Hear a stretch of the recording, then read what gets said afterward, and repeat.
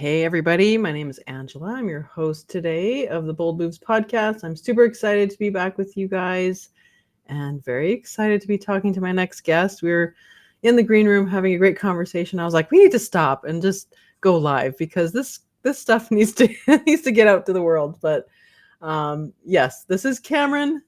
He is the owner of Pink Cleans Cleaning Company. He is an avid lifter, a passionate leader, and he loves digging into the nitty-gritty questions about anything that thinks outside of the box. He's 29 and hungry for life. Welcome, Cameron. Hey, how's it going, Ange? Thank you so much for having me here. We were, like you said, getting into some good conversations right before that, and I'm really excited to bring as much value as I can to this podcast. So thank you so much. Oh, thanks for being here. I know you will. And every time we talk, there's always some great insights that you add.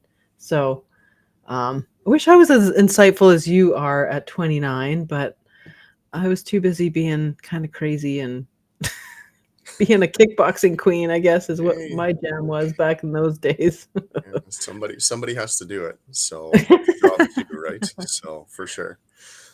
Yeah, so today we're talking about, wake up calls and transmuting those into, business success and facing hard truths, embracing change, leadership, creating powerful momentum, um, culture, business culture, Yeah, and stuff like that. So lots of good stuff. Now I know a bit of your story, but I'd love for you to share with the audience about your background before you launched your business. sure. What were you doing professionally? And what were some of the key moments that inspired your career shift? Cool. So I actually started like not as an entrepreneur. I was in the mobile crane operating business, shoemaker, Pack West, Dryco, stuff like that. I was a drywall deliverer, and that's kind of like where I guess the entrepreneur was in me, because those are high pressure, high intensity works and stuff. You have to manage a lot of um, like safety stuff, teams building, how to talk to people, aggression, stuff like this. So you got a lot of things thrown at you all at once. It's like actually an entrepreneur's dream. If you don't want to build your own business, that's a wicked way to kind of be put the same pressures on, and not having to deal with like going out and getting business and stuff. So I think that's really cool that I found out that uh, early on, right? So with heavy labor and stuff like that, it's really hard on your body. Pardon me. And like the more you do it, you have to gauge like where you are in life and what you're doing and stuff. And at the time I'd blown both my shoulders, I think at 22 and 24. So it was really hard on my body, right? And girlfriend at the time was like, "Hey, man, like you're not gonna last, right?" So that was kind of like my wake up call to kind of think about different ways about going in life and stuff, and being challenged. So pardon me. So I was really like you said, I'm an avid lifter as well. So I'm very fitness orientated, and I got into fitness because I had a really bad body image issue while I was with my girlfriend and stuff. And working through that actually was probably a blessing. Like it was a curse until I took accountability for where I was, right? So I remember getting into a huge fight with her, and she gave me a compliment, and it just turned into a spiral. No, I'm not worthy. That's not true. Blah blah blah. And I really knew that I needed help, so I leaned into fitness, and that's kind of like when I started to like really think about, hey, what am I doing with my life? Where can I go? What other avenues and thoughts around that can I do, right? So at first I tried to go into fitness consulting or fitness training.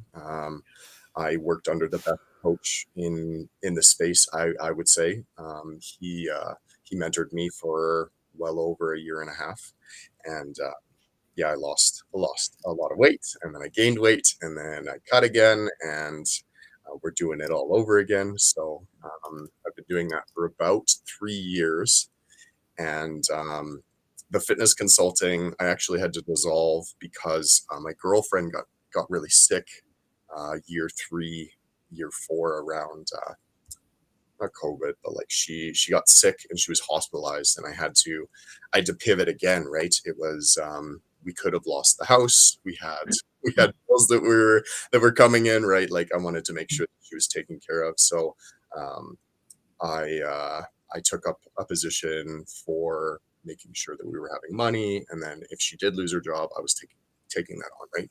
So I dissolved the business, went into concrete work or not concrete driving work. It's really, really good pay and stuff. So I did that, and like I did it because I needed to, not because I loved it. Kind of like variable and stuff. And then we ended up ending that relationship after the year after, which was fine. And then I pivoted back to drywall because that was like the entrepreneur high that I was looking for at the time. And then my business coach was like, you are not you are more, but like you can do so much more for this world. And he challenged me, and I was like, oh man, I gotta work harder. And he's like, you'll never regret it. You'll never regret it. And I was like, all right, let's do it. So that's kind of like the transition where I was working full-time job, looking for different opportunities, growing, creating. I was building a window cleaning business at the time. And then I ended up buying a franchise, i.e. Pink Cleans, my brand, my voice, but I bought the structure. So they gave me the structure. I made the brand, and then that kind of came together. I lost my job in October, and then I broke even in November, and it's been a wild ride since. So Yeah, I imagine. That's pretty wild that you broke even a month after. Is that what you're saying? you betcha, you betcha, yeah. Wow. So Wow, that's amazing. So the coach really saw something in you. I mean, you started that coaching business, the fitness coaching business. Had you been looking for something entrepreneurial, or were you just kind of testing out different things, or I was lost. you were lost? Yeah. Like when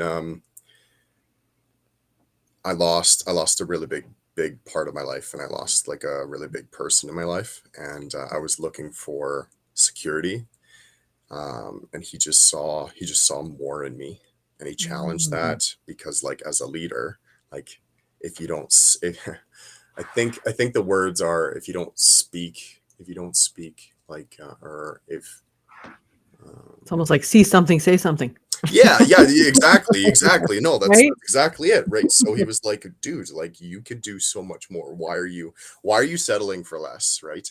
And that really was like, you're right. I can do more, and I Yeah. should do more, like as a leader, right? So that was really cool. That was and I again like I haven't looked back. So Yeah, sometimes we don't see the things in ourselves that other folks see, right? yeah, It takes that outside perspective to push us yeah, sometimes to into something that we couldn't see for ourselves, but yeah. others do. I Yeah. bring I bring I hold a lot of value in him. He still works with me That's today. awesome. So he's probably one of the most important people in my life. So Smart that you had a coach. That's something most people wait to do that, right? They wait till they're in business, but you did it before you were in business. I haven't really heard much about folks doing it that way. So you move I think that's faster, I'll tell you wise. that. Yeah. It's what? Said you move faster, I'll tell you that. Yeah. Yeah, Yes. Thank you for saying that. And I understand not everyone has the resources to do that. But definitely, if you want to condense time, talk to someone who's been there, done that, and you will. And thankfully, you did because you got laid off and things like this, and Yeah. you had to make a move and you had something already set up for yourself. Yeah. Um, yeah. So you mentioned that your business is a franchise. I don't Mm, talk to many franchise owners. mm. Can you talk to us about that? Is there a lot of you created your own brand though? Is there a lot of freedom within the franchise to create your own brand and your own look and feel and all that? Yeah, so like franchise, like I don't know the definition, but the concept is like it's a structure that they give Right. you, right? McDonald's, A&W, like they're all Yeah. structures of how they do things, and then they just recreate it, right? So if you find a structure that works, marketing, sales, hiring, if you know those three things, you can duplicate it, right? Yeah. So with the brand, it's just about how me and you hit it off is positioning, right? Yeah. So that's where you get your creativeness, and um, sometimes it's just easier to keep the brand that they have. So like if you bought a McDonald's Right. franchise, everyone knows it, right? Right. But in cleaning, it's you're supposed to position yourself where you want in the market, right? Mm, okay. So for me, there's a lot of like probably the first position or first problem that I had to solve was like price objection, which is fine. Mhm. Everyone has it. Everyone faces it and Mhm. stuff. But for me, I wanted to place myself in front of people that look at my brand as a quality service over everything, right? Yeah. It doesn't matter how much I pay. I just want the best result for where I'm going, right? And that's okay if people can't afford me, right? And being bold, like your podcast, is being okay with saying no to certain Yeah. things. You don't need every yes, right? Yeah. And that's okay. I that's why there's solidarity in that, right? Like it's okay that I don't get every yes, because when I do get a yes, it's the person that I want to work with, right? Yeah. Which is what focuses on the branding and your voice and your why and the type of people that attract you, right? It's also the same as is like, so I my positioning is demanding a higher caliber client, but I also position myself as I don't take anyone that doesn't love working or doesn't like cleaning, right? Like in Mhm. my hiring process, I've changed the types of questions that I ask Mm. for people that love to clean it. Like it's not, I don't get people just for a paycheck. All of my staff are vetted and have reputable years of like I have clients Mhm. myself. I have people saying like I want to work for this cleaner or this company, right? And with that, Mhm. it also demands a higher like well when I ask for when I don't know if I pitch a $1,200 clean, it's because I know when my staff go in there, we're gonna slay it, right? Yeah. Period. Right. And that's again with positioning, branding, brand voice, and my why. It's kind of how that all ties up into a nice little bow, right?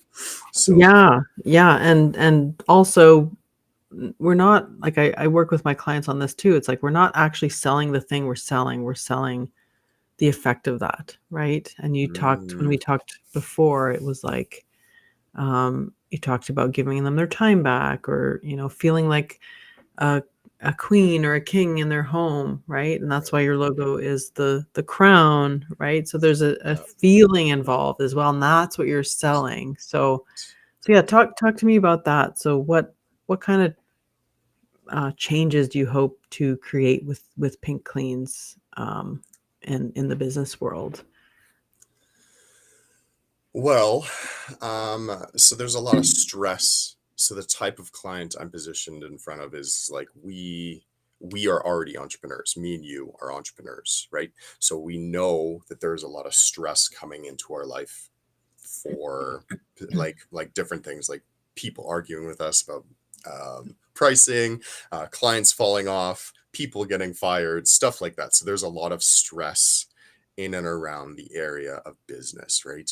So my brand or my voice is, I want you to come into my company and know that you're going to be taken care of, and it's going to be, it's a breath of fresh air, right? The crown represents like, I want you to feel like a king. I want you to feel like a queen. I want you to walk in and be like, man, I'm so grateful that I don't have to deal with cleaning, right?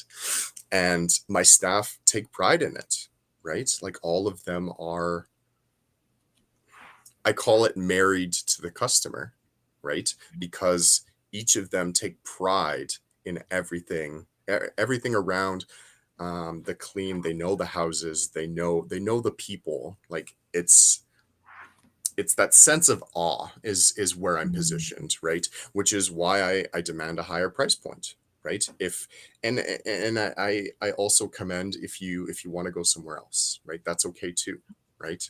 But that's Mm-hmm. kind of where when somebody comes in, I want them to know that they're taken care of.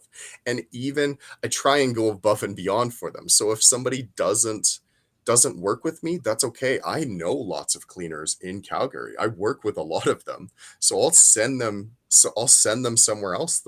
Hey man, if you want a good cleaning service, XYZ company would be fantastic, or XYZ company would be fantastic, right? So it's safety, awe, and feeling valued, right? That's where I position myself. Yeah. Yeah, that's smart. And also as far as positioning goes, I tell my clients like no one, even a no to someone, to a prospect is an act of positioning because nobody forgets the person that told them no.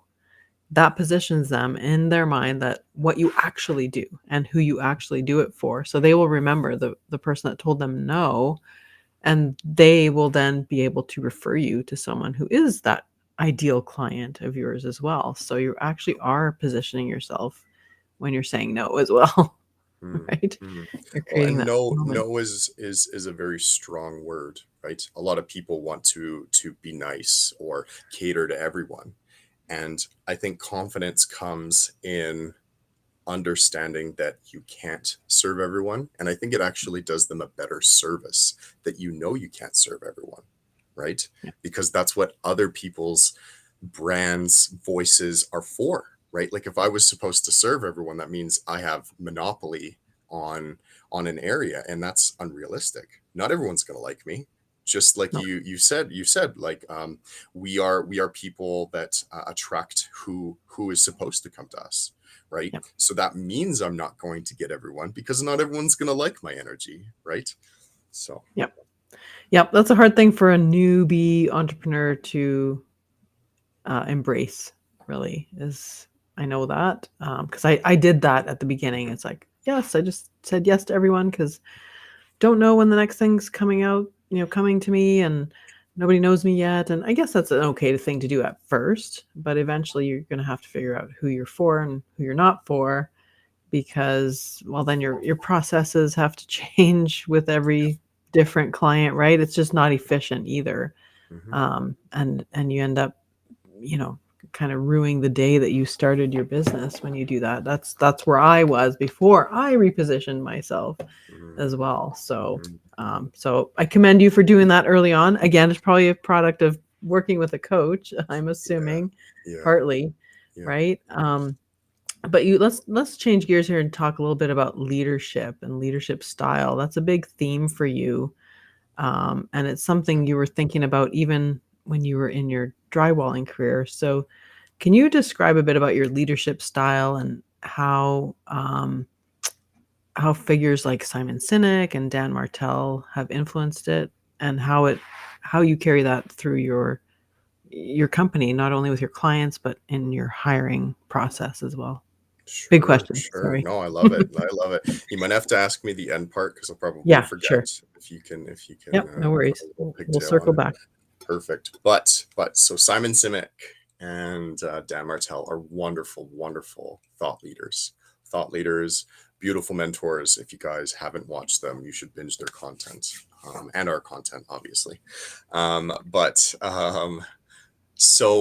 both of their concepts are very much like, um, challenging the status quo. So I was in a lot of businesses where putting down and being frowned upon and being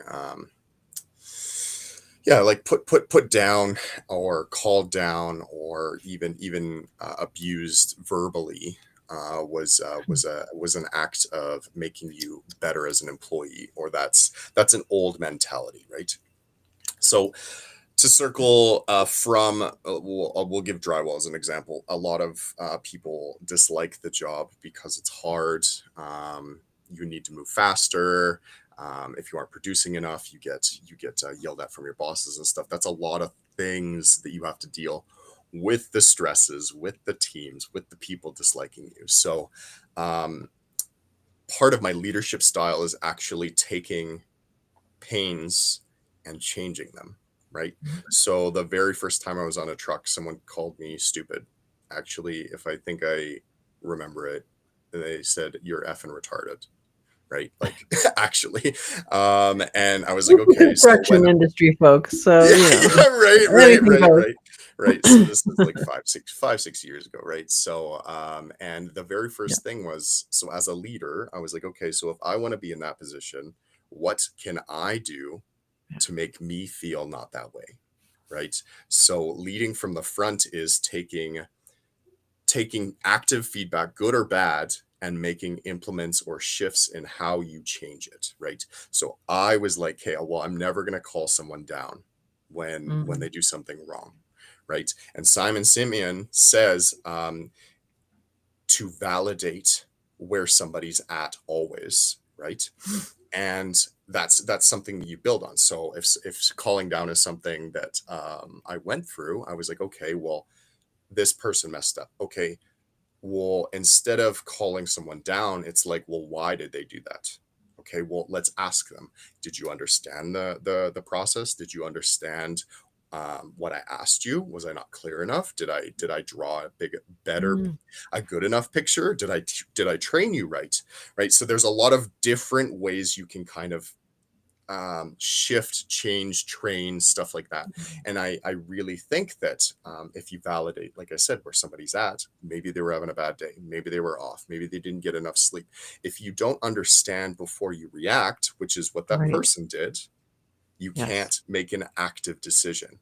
Right. So, and a lot of that is all trial and error. Right. So that was the drywall industry. There's a lot of bads that I just changed and pivoted in, but even in cleaning, right?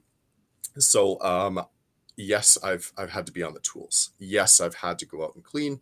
Yes, I've had to step in for cleaners that specifically haven't showed up, or they're sick or whatever. It's my baby. I have to make sure that it's taken care of. But Dan Martell's famous quote is 80% done by somebody is 100% awesome. Now, as a leader, that is the lead marketer, lead salesperson, lead hirer, I know that my staff are 100% awesome because they're the ones that are actively going out and doing the work.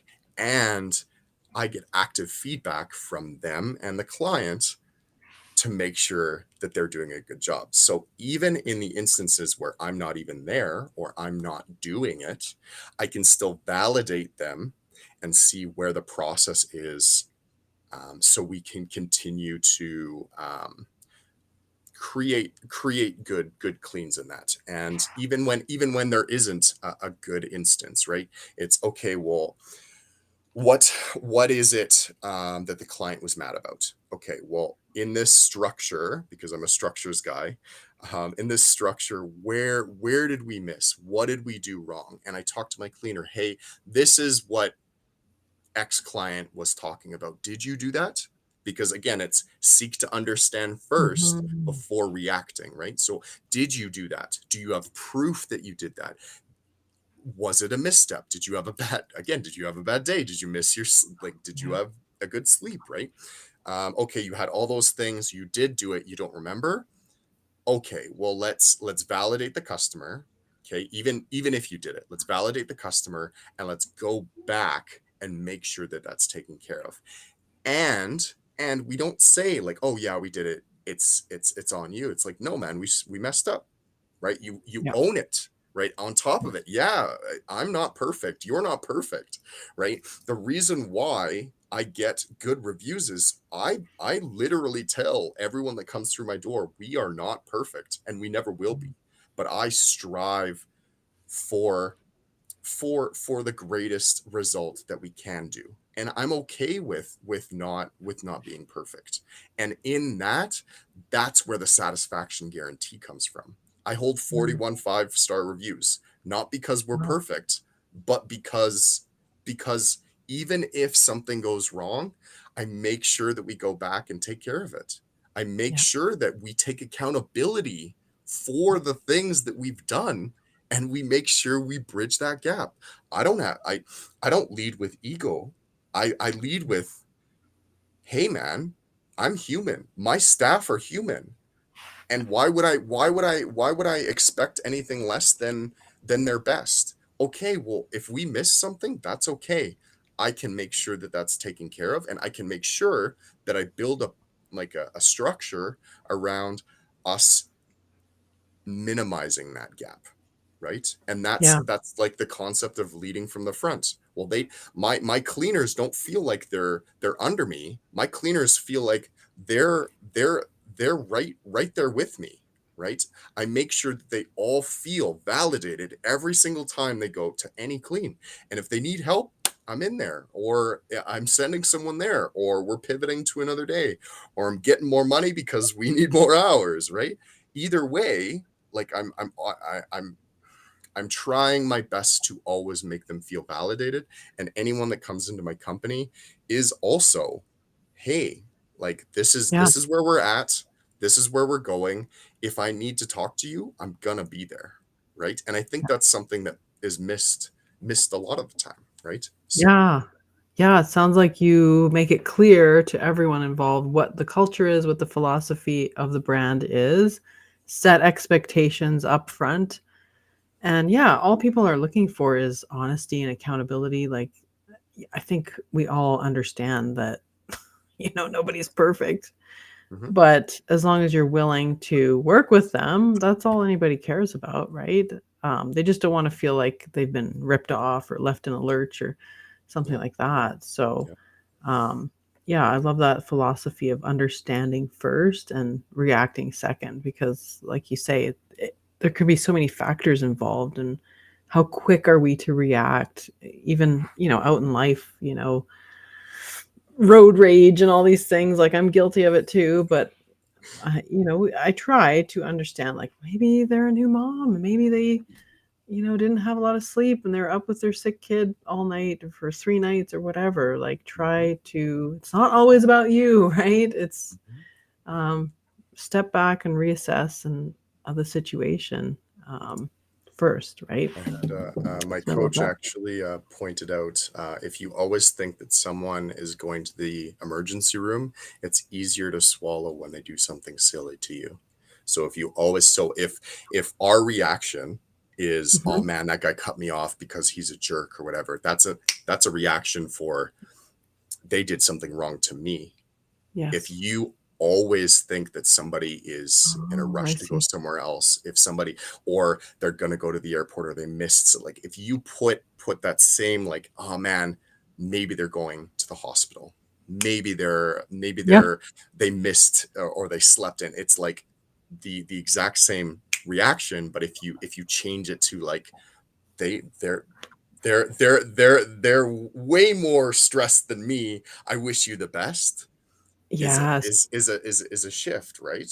Yeah, giving So, them the benefit of the doubt, totally. And it's right. like, and it feels so much better. Then I'm not stressed. Like, sometimes I just laugh about it. Like, okay, Yeah, if you exactly. feel like you have to cut me off, cool. Right? I'm gonna meet you at the next red light. I really hope you get there. Yeah.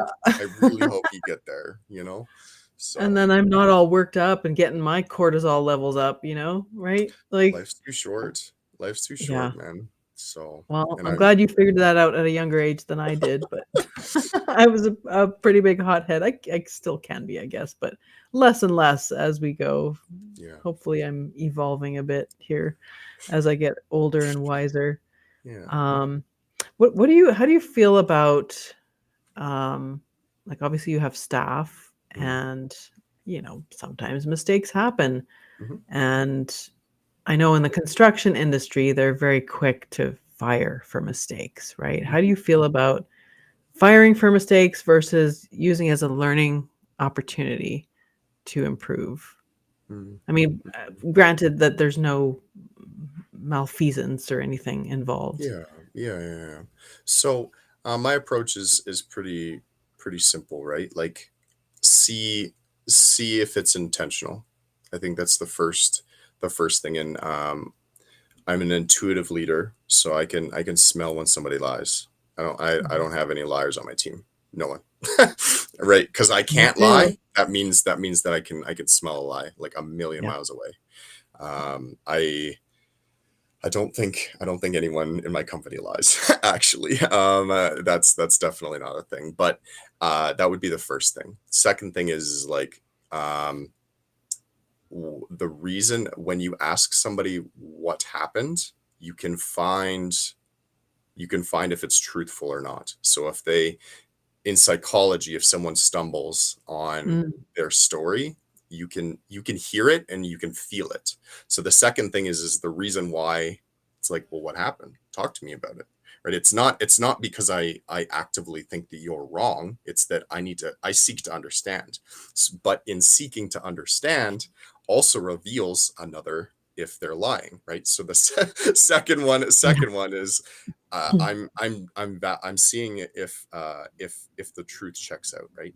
And then third, okay, well, if they're saying one thing and the client is saying one thing, I have to go with the client first.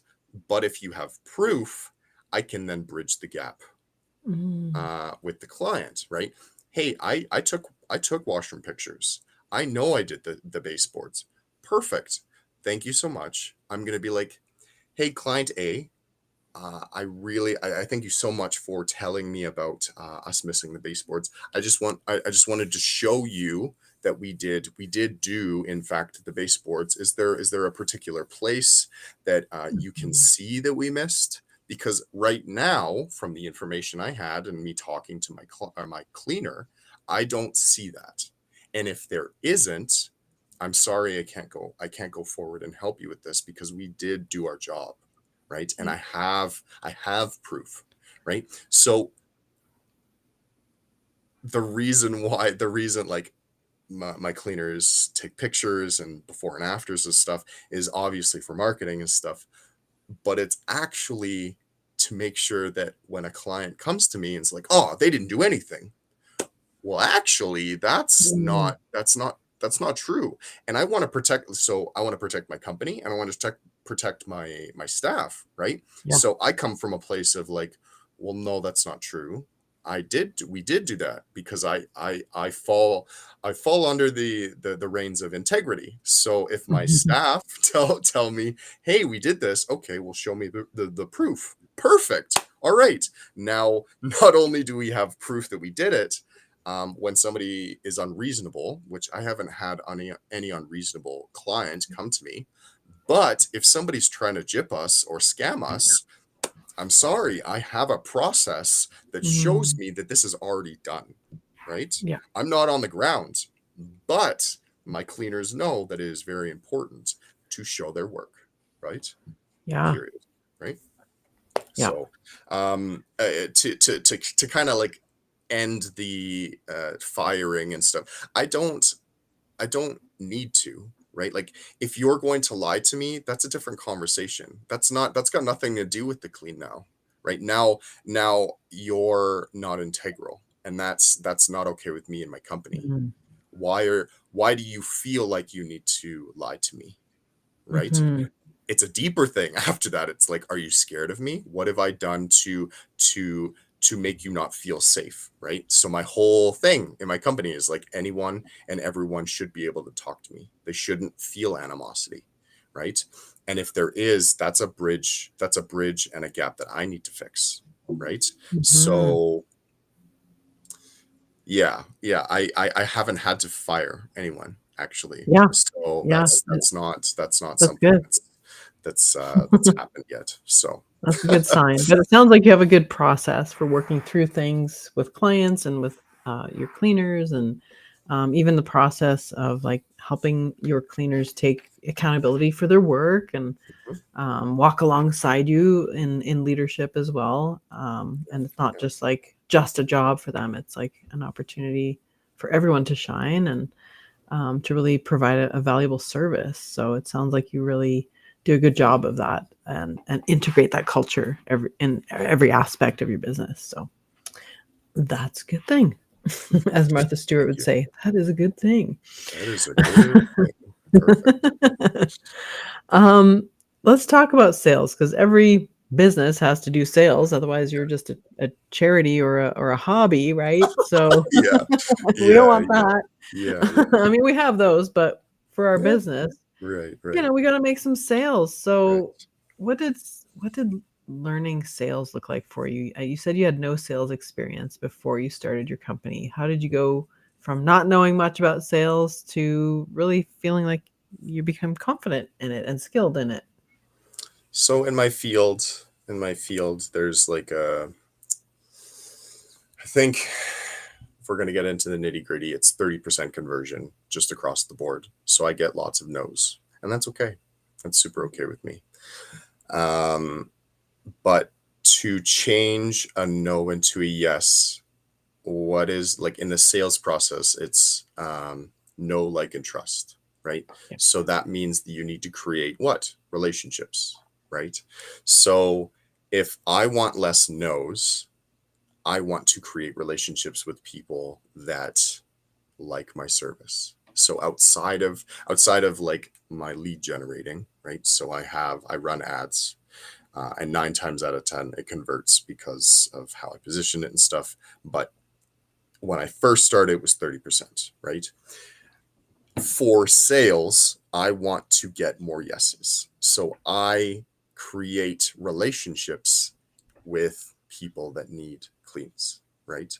So moving companies, real estate agents, and property management groups. All of those relationships, I want them to come to me and be like, they're the people. They're the people that can get it done, right?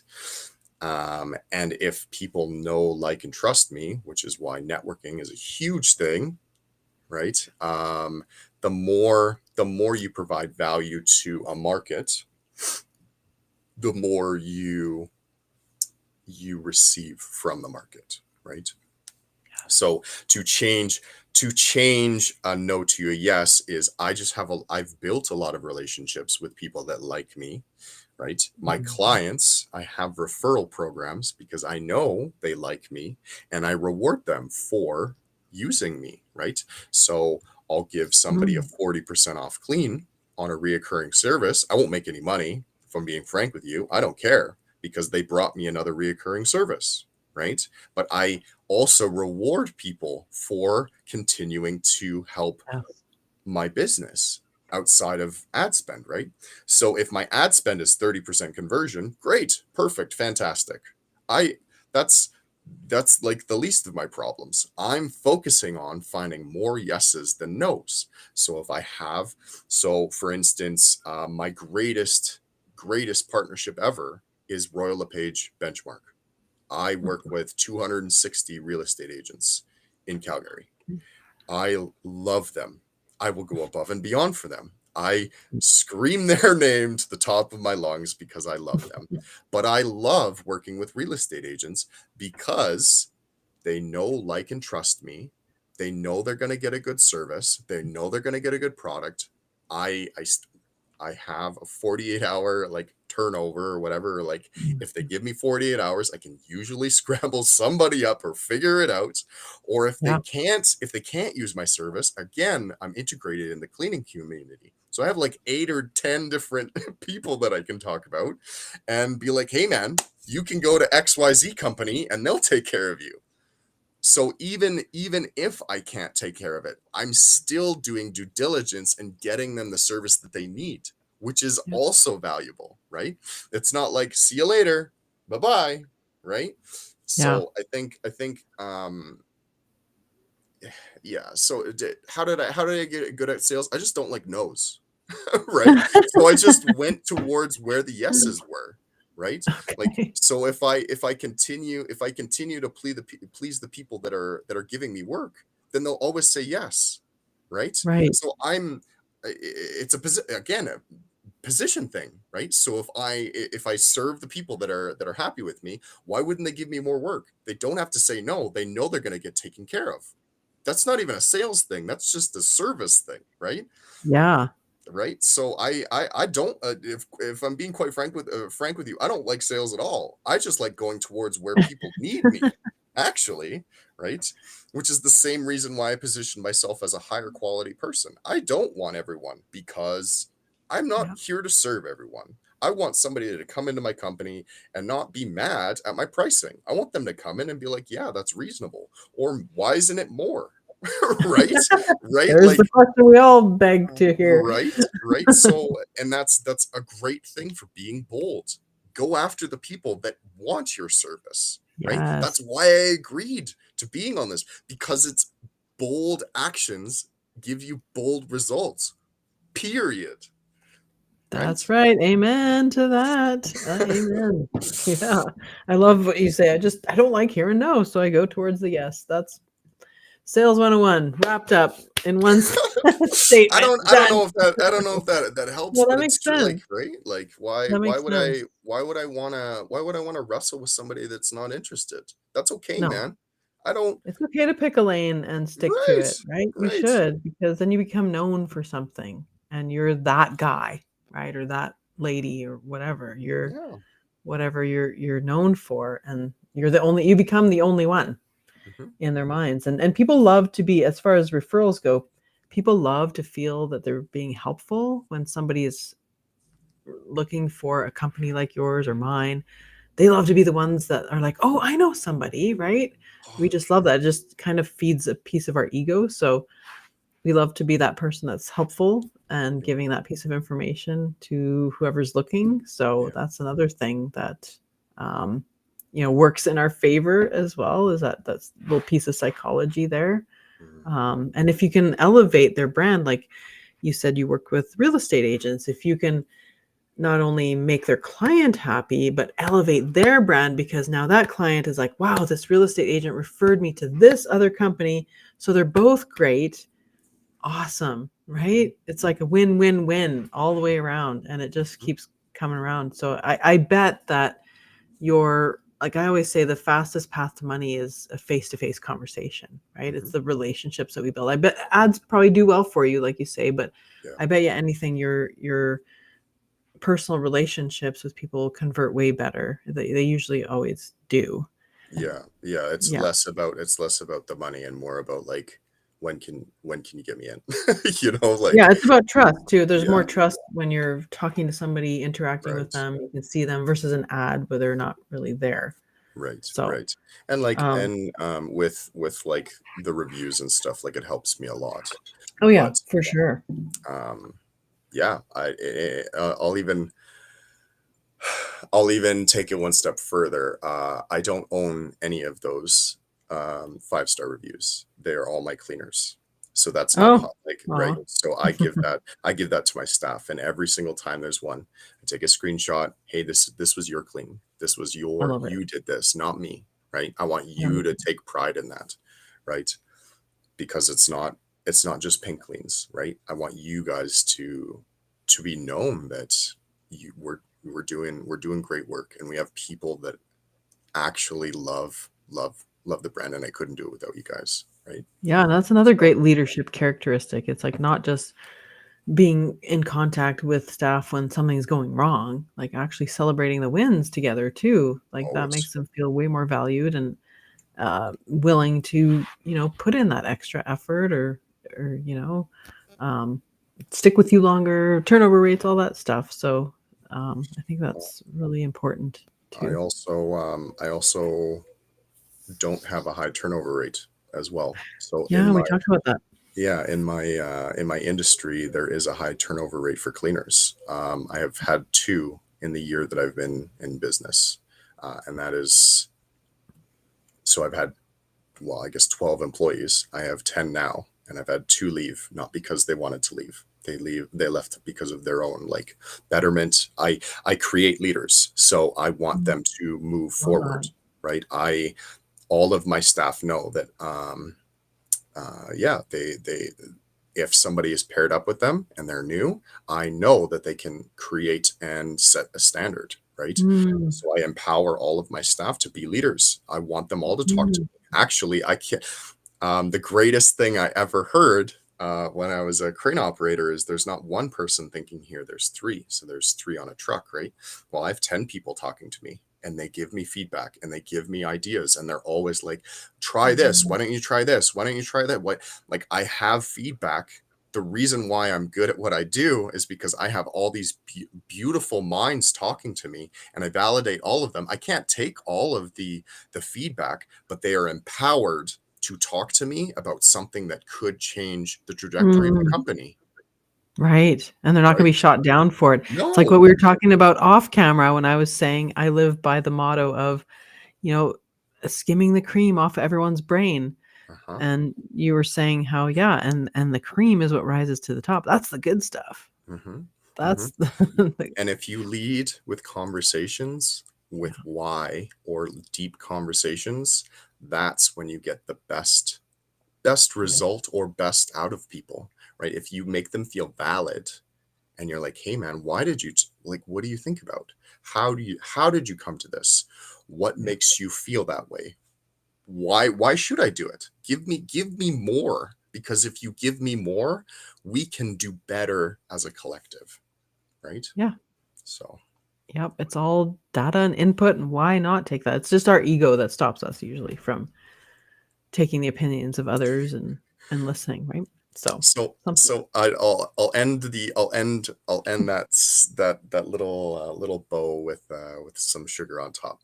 So my coach actually said that ego is used for one thing and one thing only. Ego is when you walk into a room. It is a tool. You walk into a room and you're like, man, I'm the best in the freaking room. And then right after you leave that room, you leave it there, because then you can validate, hey, there's other great cleaning companies out there. Hey, there's other great brands out there. But when you go into a room with a purpose, you are the only one that matters in that room. And if you use it in that connotation, everything else everything else in your life gets easier. So, yeah, good thought to end with. Well, I guess the last question I have for you is, what advice would you give somebody that's facing some crossroads in their life or business? And based on what you've learned from your own journey, you've had a few crossroads in your life that have changed the tides for you. What kind of advice would you give someone who's in that position right now? That's a really good question. It's a really good question. Sorry, I didn't tell you I was going to be asking that one. No, that was good. So not everyone is meant for not leadership, entrepreneurship, but I think we're all called to do something. And through fear of whatever you want to do is the thing that you are meant to do or should do. So if it scares you, I guarantee that you should do it. So that's what I would say. Well, there you go, folks. That's a bold statement to end on. If it scares you, go out and do it. Yeah. I love it. Yeah, I would agree. I mean, I don't know who said it, but somebody said that you should do one thing that scares you every day, right? Because everything else is podcast. Yeah. Well, yeah. So awesome. Well, I don't know. Last question, I guess. I always ask my guests, where can people find you online and support you? Okay. It is, I have Facebook, Instagram, TikTok. I have LinkedIn and Twitter, and obviously my website at the bottom as well. All at Pink Cleans. Facebook, Instagram, TikTok. Yeah, that's all X. I think you have X, don't you? X as well. Yeah. Mhm. So all the major, I guess, social medias out there. I don't think YouTube yet, but we'll see. We'll see. Maybe you'll start your own podcast like I did. Let's work on co-hosting. Let's work on Yeah, that'd be co-hosting. fun, actually. Yeah. I Yeah. haven't had a co-host in a while, so I think you'd be a Sweet. good one. I'm already excited. I'm already excited. Yay. So Well, thank you for coming on and talking with me and sharing your experience and your wisdom with everyone. It's always fun talking to you. yeah, it's always a pleasure. Thank you so much. All right. Thank you for coming on, and we'll see you guys next time.